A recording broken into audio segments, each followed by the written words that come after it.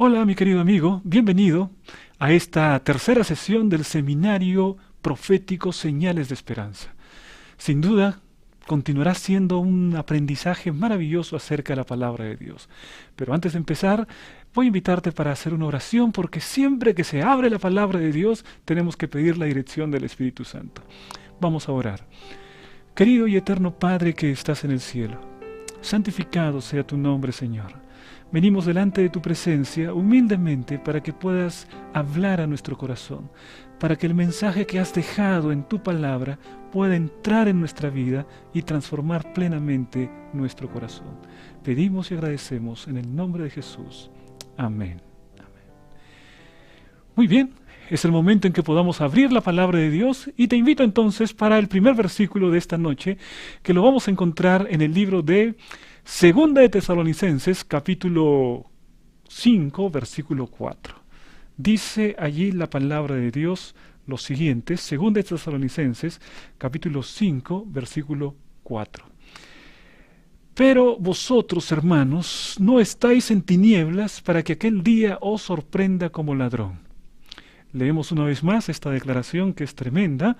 Pero vosotros, hermanos, no estáis en tinieblas para que aquel día os sorprenda como ladrón. El Señor nos está diciendo, a través del apóstol Pablo, que no estamos en tinieblas para que aquel día nos sorprenda como ladrón. Lo que está diciendo es que respecto de la venida de Cristo, nosotros no estamos en tinieblas. El Señor ha dejado ya establecidas ciertas señales para que podamos claramente entender cuándo es el momento del regreso del Señor Jesucristo. Es por eso que en esta noche lo que queremos hacer es examinar los eventos, los principales eventos que van a ocurrir antes de la venida de Cristo. Y entonces quiero invitarte para que podamos ir a nuestro diagrama profético, porque de esta manera vamos a comprender mucho mejor la secuencia de eventos.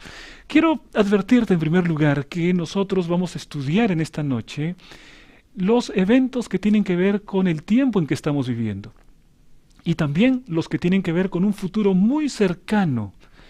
Lo que quiere decir es que entonces nuestro estudio se va a centrar en eventos que ya deben estar ocurriendo, que están ocurriendo y los que ocurrirán en breve de acuerdo a lo que está en la palabra de Dios. Entonces vamos a ir rápidamente a nuestro cuadro. Esto va a ilustrarnos de mejor manera dónde ubicar los eventos de los cuales vamos a hablar en esta noche. Esta línea azul representa el paso del tiempo. Ustedes pueden ver esa línea horizontal y allí en el extremo derecho encontramos el evento más importante de la historia humana, la segunda venida de Cristo. Toda la historia humana confluye hasta ese momento. Todos los grandes imperios, todos los grandes líderes humanos terminarán allí porque Jesús establecerá finalmente su reino eterno. Por eso estamos colocando la segunda venida de Cristo allí como ese gran evento que es la culminación de la historia del ser humano. Y aquí en el extremo izquierdo tenemos una flecha roja que indica el hoy, es decir, el tiempo en el que estamos viviendo, el año 2020. Ese es el tiempo que vamos a señalar aquí con esta flecha, con el hoy. Y entre lo que sucede hoy y lo que va a suceder en la segunda venida de Cristo, estamos colocando otro evento relevante. Este segundo evento relevante lo llamamos el fin del tiempo de gracia. El fin del tiempo de gracia. Quiere decir entonces que entre lo que hoy estamos viviendo y la segunda venida de Cristo hay un evento importante que es el fin del tiempo de gracia. Es por eso, querido amigo, que nosotros lo estamos ubicando allí. Ahí está el fin del tiempo de gracia. Brevemente explicamos que el fin del tiempo de gracia es el momento cuando ya no habrá oportunidad de arrepentimiento. Ahora puedes acudir con confianza frente al trono del Señor. El Señor te va a aceptar. Ahora puedes arrepentirte y confesar tus pecados delante del Señor Jesucristo y Él te va a aceptar. Pero habrá un momento en la historia cuando finalmente ese ministerio intercesor de Cristo en el santuario va a terminar y entonces nadie más va a poder arrepentirse porque llegó ese momento final. Ya la última oportunidad fue dada. quiero decirte que vamos a tener un tema que está dedicado también a poder reflexionar sobre estos asuntos. Pero ahora vamos a continuar con los eventos que hoy tienen que estar sucediendo.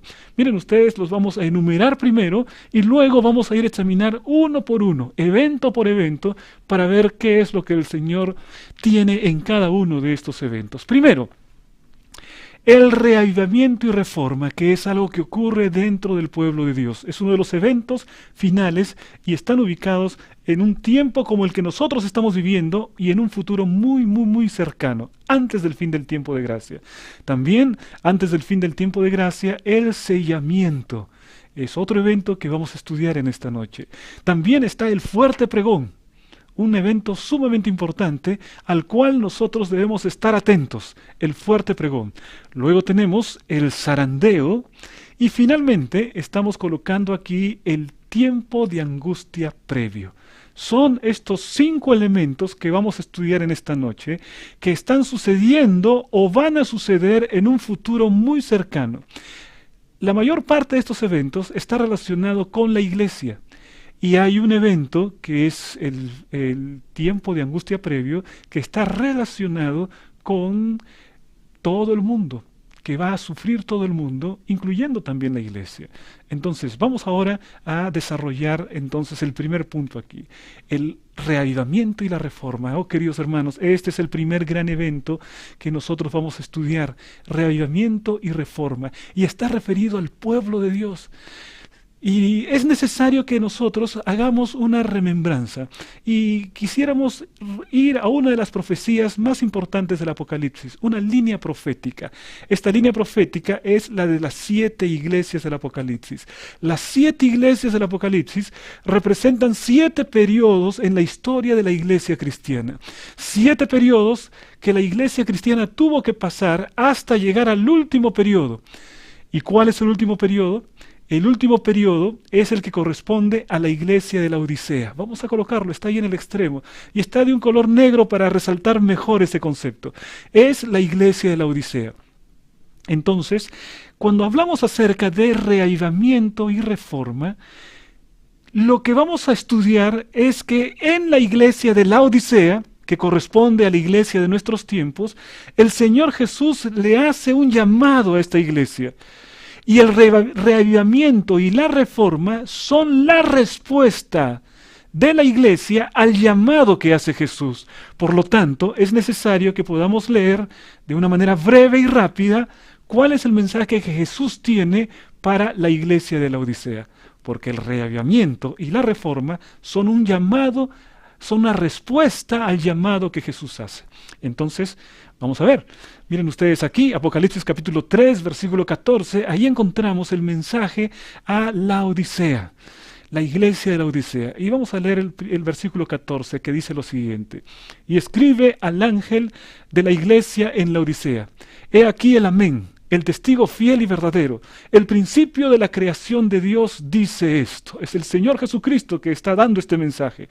Y entonces Él empieza diciendo, yo conozco tus obras, te conozco la Odisea, sé cómo eres. Y aquí hace una descripción, hace un diagnóstico de cuál es la realidad de la Odisea. Que ni eres frío ni caliente. Ojalá fueses frío o caliente. Pero por cuanto eres tibio y no frío ni caliente, te vomitaré de mi boca. Mira, querido hermano, qué terrible esta descripción que hace Jesús de la iglesia de la Odisea. La iglesia de la Odisea es la que corresponde a nuestro tiempo. Jesús está haciendo un diagnóstico de la iglesia de nuestro tiempo. Es una iglesia que está viviendo en la tibieza espiritual. Es una iglesia que no es ni fría ni caliente. Es decir, es fría en parte y es caliente en parte, en el sentido que hay una parte que es caliente y otra parte que es fría, y por eso es que hay tibieza. Y uno se puede preguntar, entonces, ¿cuál es la parte caliente y cuál es la parte tibia? ¿Qué te parece a ti? ¿Cuál es la parte caliente y cuál es la parte tibia en la iglesia de la Odisea? Por fuera somos calientes, somos consagrados. Tenemos una profesión de fe, tenemos la doctrina que nace del estudio de la palabra de Dios por fuera. Pero por dentro a veces somos indiferentes y a veces estamos fríos. Y entonces la unión de esa parte caliente con esta parte interior fría origina una tibieza. Y esa es la descripción que Jesús hace de la iglesia de la Odisea. Pero no se queda allí. La palabra de Dios continúa y dice lo siguiente en los versículos siguientes. Porque tú dices, yo soy rico y me he enriquecido, y de ninguna cosa tengo necesidad. Y no sabes que tú eres un desventurado, miserable, pobre, ciego y desnudo. Mira nada más, qué tremenda descripción. Es decir, aquí encontramos que la Odisea tiene una imagen muy buena de sí misma. La Odisea tiene un gran sentimiento de autosuficiencia. Si podríamos hablar acerca de cuán gran autoestima tiene la Odisea tiene la autoestima por las nubes, ¿no? Tiene la autoestima por las nubes porque dicen, bueno, yo soy rico, de ninguna cosa tengo necesidad, yo estoy bien, yo vivo en un tiempo en que hay abundancia, yo vivo en un tiempo en el que las cosas marchan bien. Entonces ese es el espíritu de la Odisea. Pero ahora viene Jesús y le va a decir qué es exactamente lo que la Odisea no está viendo. Jesús va a mostrar la realidad a la iglesia de la Odisea. Y miren lo que tenemos aquí. Y no sabes que tú eres un desventurado, miserable, pobre, ciego y desnudo. ¿Qué tal diferencia que hay entre lo que la Odisea piensa que es y lo que la Odisea en realidad es? Hay una gran diferencia, ¿no? La Odisea piensa que vale mucho. La Odisea piensa que tiene gran valor. Pero viene Jesús y le dice cuál es su real condición. Quizá un buen negocio sería comprar a la Odisea por el valor que tiene y luego venderlo por el valor que dice tener, ¿no? Habría una gran ganancia. Porque dentro de la Odisea hay un desfase, hay una incomprensión. No sabe cuál es su realidad. Y Jesús viene para decirle cuál es su realidad. Pobre, miserable, ciego, desnudo. Esa es la declaración de Jesús acerca de la Odisea. Pero encontramos aquí ahora la tierna invitación de nuestro Señor Jesucristo. Este es un mensaje para ti, querido hermano, para ti que formas parte del pueblo remanente, para ti que formas parte de la iglesia del tiempo del fin, para ti que formas parte de la Odisea. Mira lo que dice el Señor Jesucristo. Apocalipsis capítulo 3, versículo 20. Y este es el llamado, y esta es la invitación. He aquí, yo estoy a la puerta y llamo. Si alguno oye mi voz y abre la puerta, entraré a él, cenaré con él y él conmigo. Qué preciosa esta declaración. Me llena de alegría saber que Jesús está a la puerta llamando, está llamando a la puerta de nuestro corazón. Sin embargo, detrás de esto hay una realidad trágica. ¿Sabes cuál es esa realidad trágica? ¿Sabes cuál es esa realidad trágica que describe esta invitación? Que Jesús está fuera de las puertas de la Odisea. Jesús no está dentro de la casa, no está dentro del corazón. Jesús está fuera. Y como está fuera, Jesús tiene que tocar la puerta. La gran pregunta que tenemos que hacernos nosotros al ver esta realidad de la Odisea es, ¿en qué momento hemos permitido que Cristo esté fuera de nuestro corazón? ¿Cuál fue ese aciago momento, esa ciega decisión que hizo que Jesucristo esté afuera para que Él venga para tocar la puerta de nuestro corazón? Ahora se entiende por qué la Odisea es una iglesia que es miserable, pobre, desventurada, ciega, desnuda. Es una iglesia que está en total carencia, pero que vive una realidad paralela. Según la Odisea, está en plena riqueza, pero Jesús viene y hace la descripción. ¿Cuál era la razón? Jesús no está en nuestro corazón. Y como no está en nuestro corazón, Él viene para hacernos la invitación. Estoy a la puerta y llamo. Estoy a la puerta y llamo. Querido amigo, Jesús está tocando la puerta de tu corazón. Ahora, la respuesta que va a dar la Odisea a esta pregunta es lo que va a marcar el reavivamiento y la reforma. ¿De qué manera vamos a responder a esa invitación de Jesús de estar dentro de nuestro corazón? Es lo que marca el reavivamiento y la reforma. Jesús quiere estar en el corazón de cada uno de los miembros del pueblo remanente. Dice aquí Elena de White lo siguiente, hablando de reavivamiento y reforma. Reavivamiento y reforma son dos cosas diferentes. El reavivamiento significa una renovación de la vida espiritual, una vivificación de los poderes de la mente y del corazón, una resurrección de la muerte espiritual. La reforma significa una reorganización, un cambio en las ideas y en las teorías, en los hábitos y en las prácticas. ¿Percibiste? ¿Te diste cuenta acerca de la diferencia que hay entre el reavivamiento y la reforma? Esto es muy importante porque si no, no va a poder suceder la reforma ni el reavivamiento en nuestra vida. Es decir, reavivamiento significa reanimar. Para que algo necesite ser reavivado, primero, la condición de esa persona es que está muerta o a punto de morir. Entonces tiene que ser reavivado. Por eso es que el reavivamiento, aquí dice el Espíritu de Profecía, es una vivificación, es volver a vivir. Y está hablando acerca de realidades espirituales. Si nosotros no tenemos a Cristo en nuestra vida, lógicamente nuestra vida espiritual está muerta. Pero por eso Jesús toca la puerta de nuestro corazón para decirte, voy a darte vida y vida en abundancia. Voy a colocar dentro de tu corazón la alegría de la vida cristiana y vas a ser reavivado. Y como consecuencia de ese reavivamiento, entonces va a venir un cambio en el pensamiento, un cambio en los hábitos, un cambio en los estilos de vida. Esto va a venir como consecuencia del reavivamiento. Y aquí, queridos hermanos, quiero hablarles de un concepto muy importante. No puede haber reforma si no hay reavivamiento. La reforma es consecuencia del reavivamiento. Si no hay reavivamiento, la reforma viene a ser simplemente legalismo y una fantasía.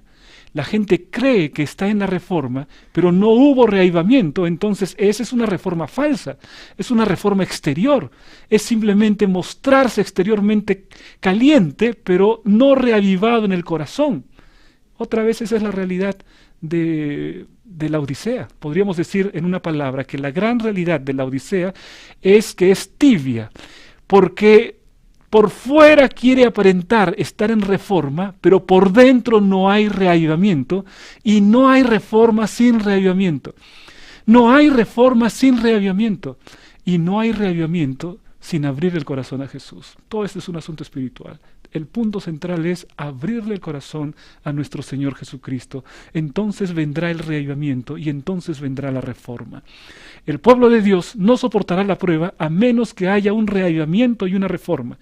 El Señor no admitirá en las mansiones que está preparando para los justos una sola alma que sea presuntuosa. Es decir, necesita haber reavivamiento y reforma. ¿Quién es el presuntuoso? El presuntuoso, aquel que dice, yo estoy con la reforma, yo vivo la reforma, pero no ha tenido reavivamiento. Porque el punto central que debemos buscar es el reavivamiento.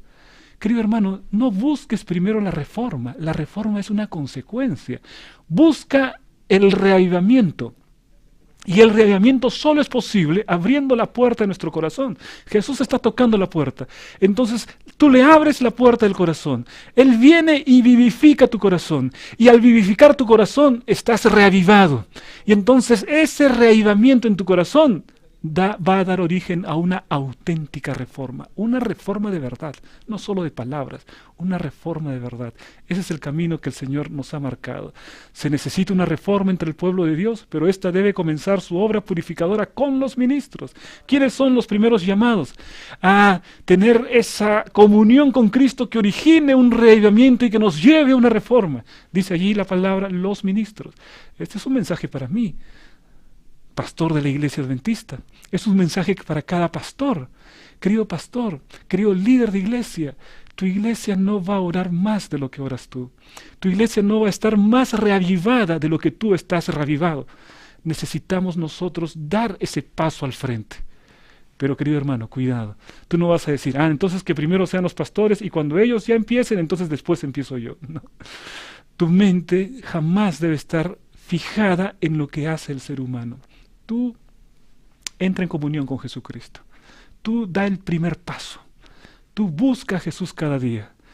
Y entonces vendrá el reavivamiento. Y entonces vendrá la reforma a tu vida. Qué tremendo mensaje. Este es un reavivamiento que el Señor está profetizando. Y dice aquí Elena de White, ha llegado la hora de hacer una reforma completa. Cuando ella principie, el espíritu de oración animará a cada creyente. Y el espíritu de discordia y de revolución será desterrado de la iglesia. ¿Qué sucederá entonces cuando hay un verdadero reavivamiento? El espíritu de armonía empezará a reinar. Y no habrá un espíritu de discordia. Es decir, la reforma no trae discordia, el reavivamiento no trae discordia. Si ves que alguien está queriendo hacer una reforma y lo que está haciendo es sembrando la discordia, entonces esa no es la verdadera reforma. La verdadera reforma empieza con un reavivamiento. Eso es lo que dice la palabra de Dios. Entonces vamos ahora al segundo evento. El segundo evento que vamos a tener antes del fin del tiempo de gracia es el sellamiento. Es un evento que ya está transcurriendo ahora, como vamos a ver, pero vamos a analizar más brevemente este segundo evento, el sellamiento. En Apocalipsis encontramos los ángeles que tienen los 4 vientos. Y entonces en el capítulo 7, versículo 1, se muestra que estos están en los 4 rincones, en los 4 puntos cardinales. Y están deteniendo los vientos para que no destruyan la tierra, ni el mar, ni nada. Están deteniendo los vientos. Este momento, cuando ellos van a soltar los vientos, será el fin del tiempo de gracia. Entonces, por ahora se están deteniendo, por ahora todavía hay oportunidad. Por ahora el Señor está efectuando la obra de sellamiento. Miren ustedes lo que dice el verso 2. Vi también a otro ángel que subía de donde sale el sol, es decir, del oriente, y tenía el sello del Dios vivo. Y clamó a gran voz a los 4 ángeles, a quienes se les había dado el poder de hacer daño a la tierra y el mar, diciendo: no hagáis daño a la tierra, ni al mar, ni a los árboles, hasta que hayamos sellado en sus frentes a los siervos de nuestro Dios. Es decir, el ángel dice, estamos en una obra de sellamiento. Y cuando esta obra termine, recién allí se van a liberar los vientos. Ese es el momento cuando será el fin del tiempo de gracia. Pero hasta ese momento, el Señor está haciendo una obra de sellamiento. Vamos a ver qué es lo que realmente significa el sellamiento. Y aquí vamos a recurrir a lo que dice Elena de White.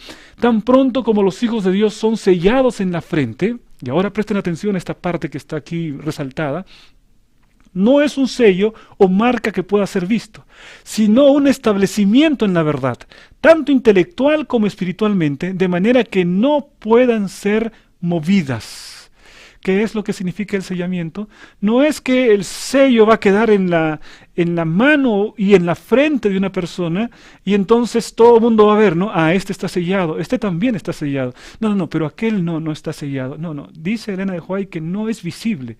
No es visible para el ojo humano, pero evidentemente es visible para Dios y es visible para los seres celestiales. Entonces, ¿qué es lo que realmente significa el sellamiento? Dice allí, el sellamiento significa que una persona haya quedado establecida firmemente en la verdad. Esta persona quedó firmemente establecida de tal manera que no haya nada ni nadie que pueda sacarlo de su fundamento en la verdad. Ha construido sobre la roca y su casa permanece firme. Ese es aquel que está sellado, aquel que está establecido en la verdad. Y dice que está establecido tanto intelectualmente como espiritualmente, es decir, comprende los alcances de la verdad, pero también en su vida espiritual comprende y permite que Dios sea quien dirija su vida.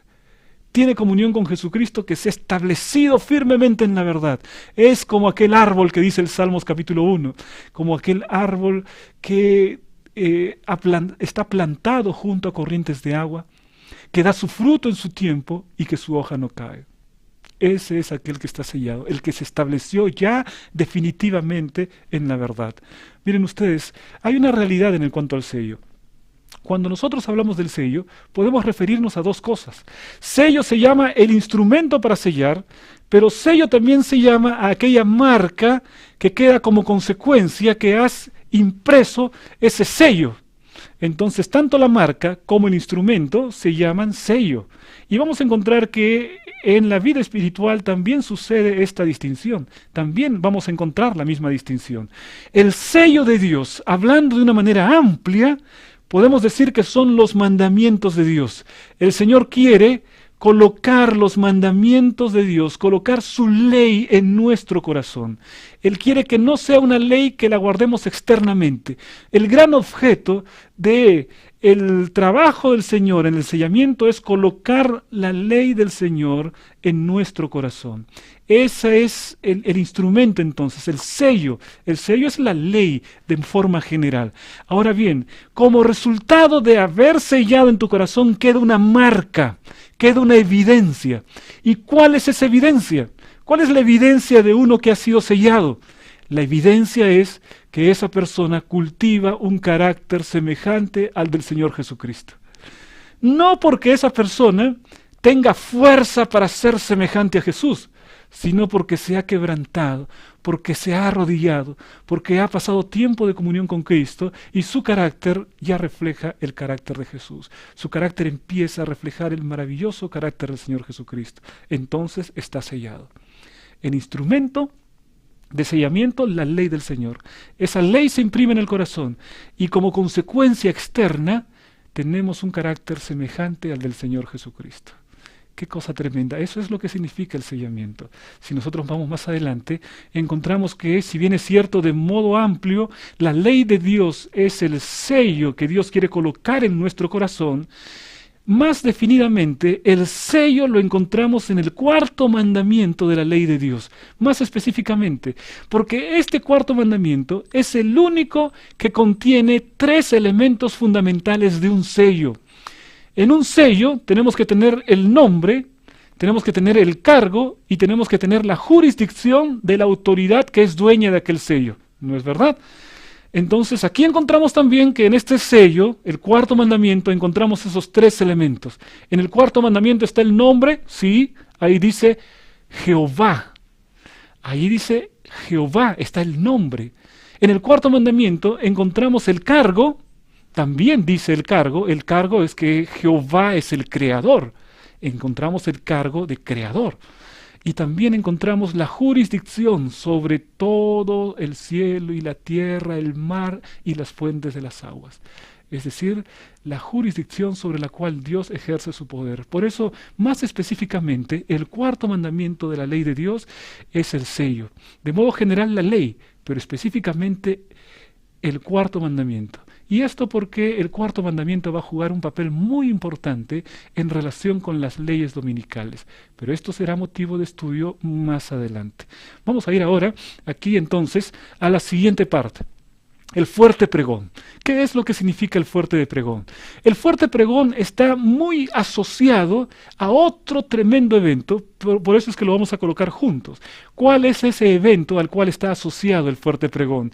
Es la lluvia tardía.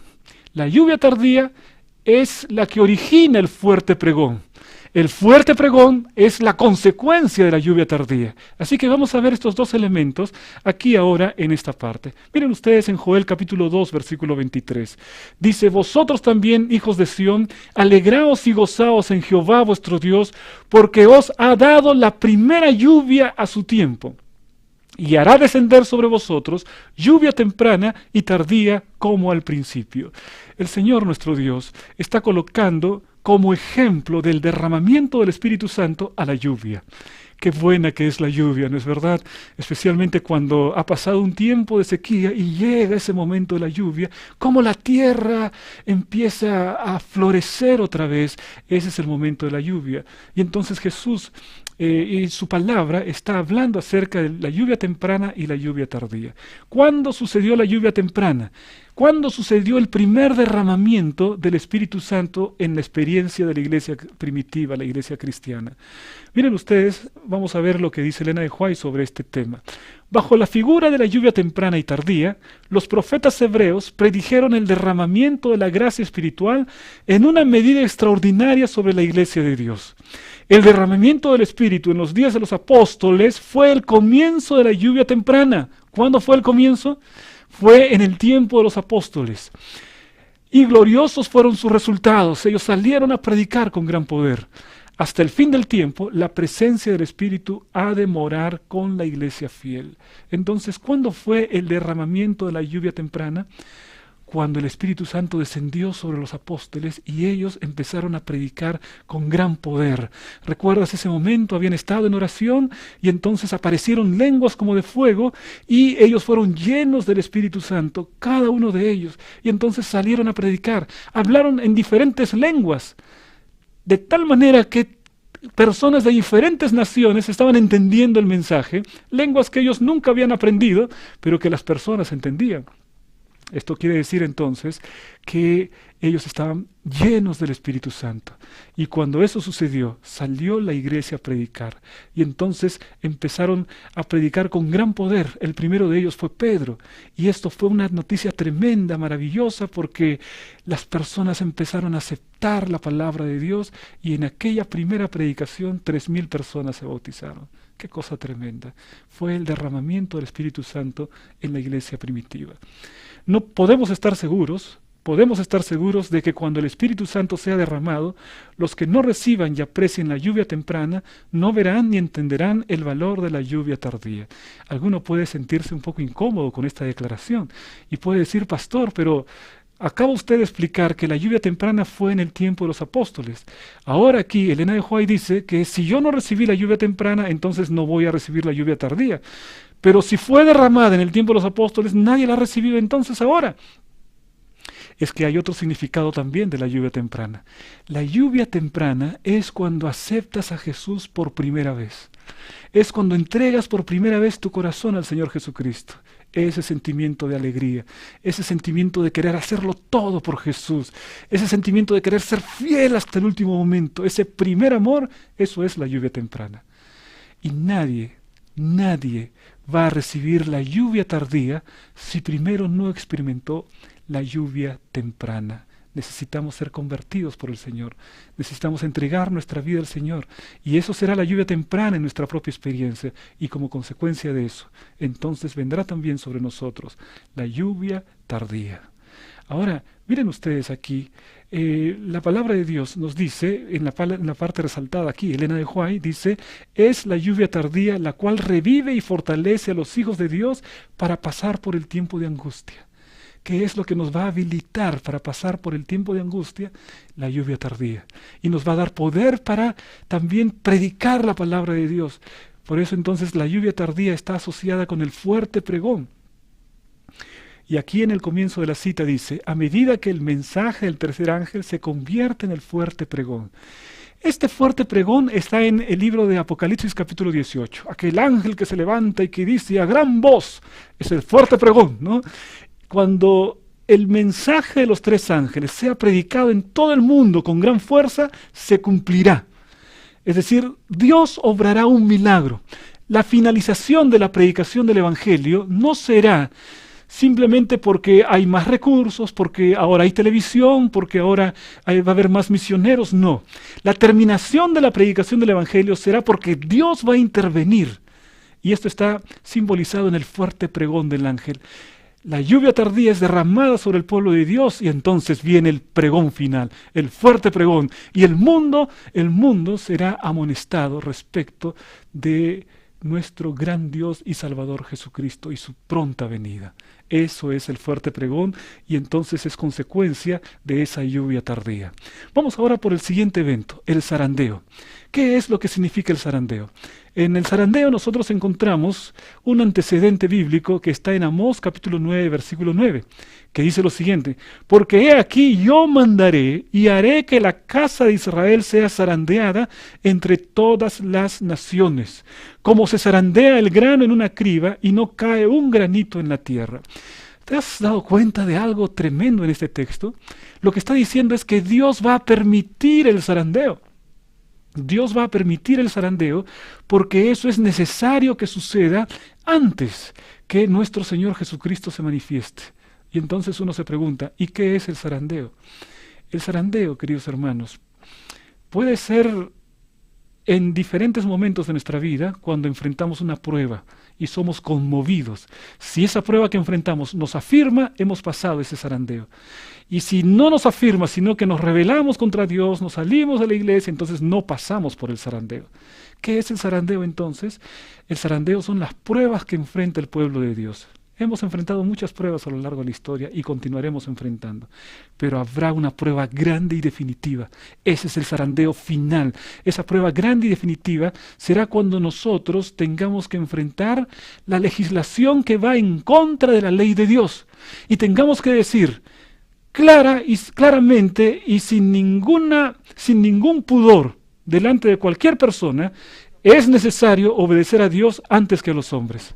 Ese será un momento de zarandeo, porque allí vamos a tener que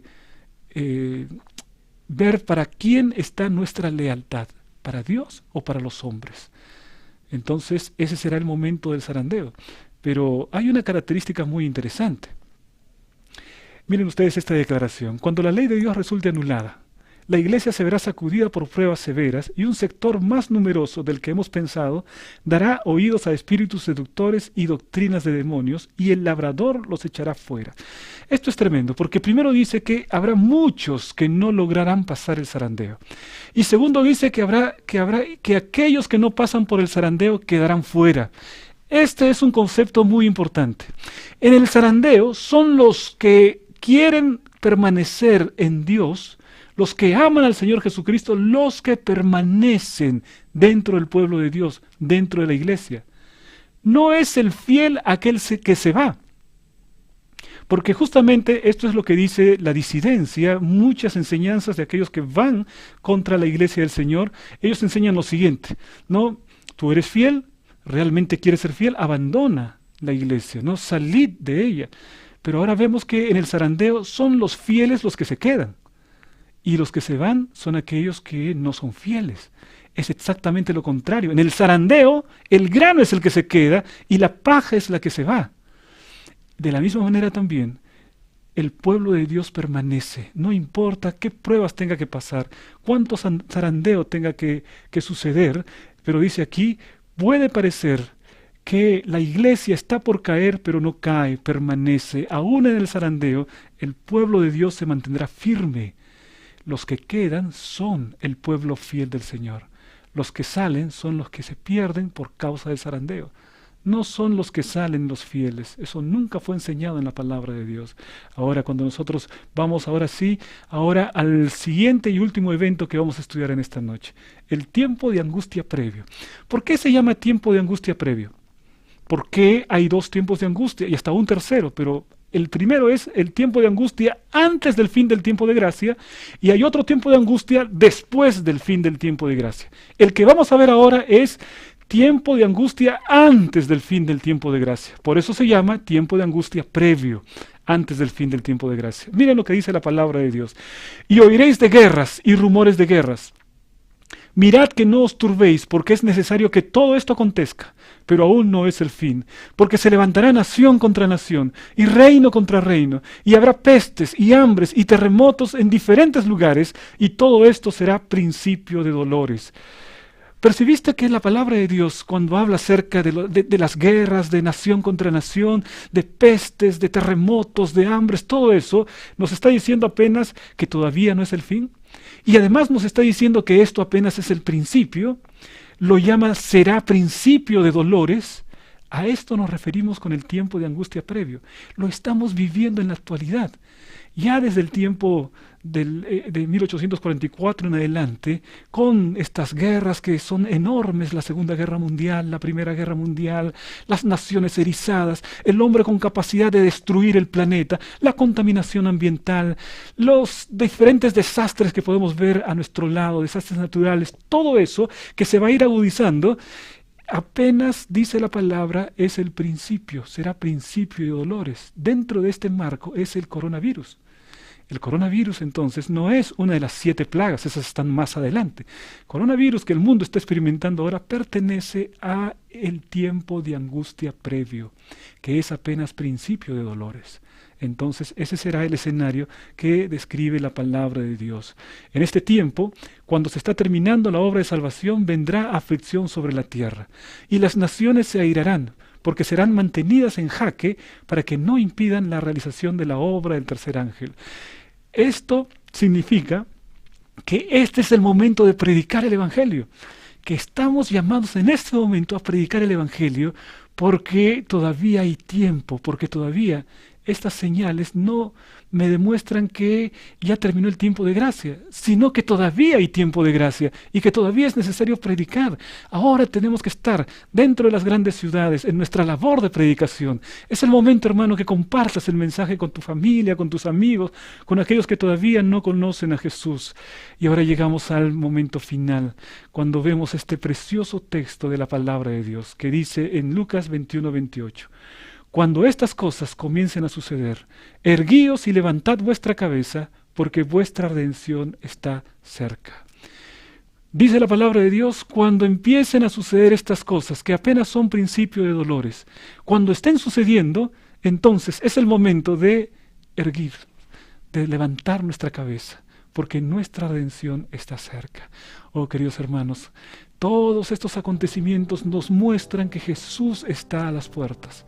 Todos estos acontecimientos nos muestran que pronto será el fin del tiempo de gracia, pero que ahora necesitamos consagrar nuestra vida para que haya un gran reavivamiento, haya reforma, para que seamos sellados, para estar firmes en el zarandeo, para que podamos hacer parte del fuerte pregón y para que en el tiempo de angustia nosotros podamos erguir nuestra cabeza, no llorar, no lamentarnos, no entrar en tristeza, erguir nuestra cabeza, porque nuestra redención está cerca. Querido hermano, que Dios te bendiga. Te invito para que en este momento puedas abrir tu corazón a Jesús y pedirle que Él te traiga paz y pedirte que Él te traiga reavivamiento a tu vida espiritual para que estés preparado para los solemnes eventos que en breve tendremos que experimentar. Te invito para hacer una oración en este momento. Querido y eterno Padre que estás en el cielo, santificado sea tu nombre, Señor. Venimos delante de tu presencia, recordando que eres nuestro Padre, y gracias, Señor, porque por anticipado nos has dicho cuál será el final de la historia de este mundo. Permite que seamos fieles, Señor.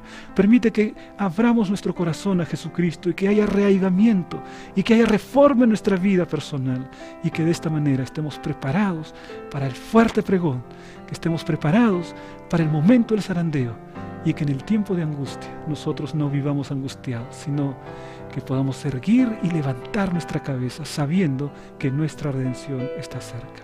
Entregamos nuestra vida en tus manos, en el nombre de Jesús. Amén.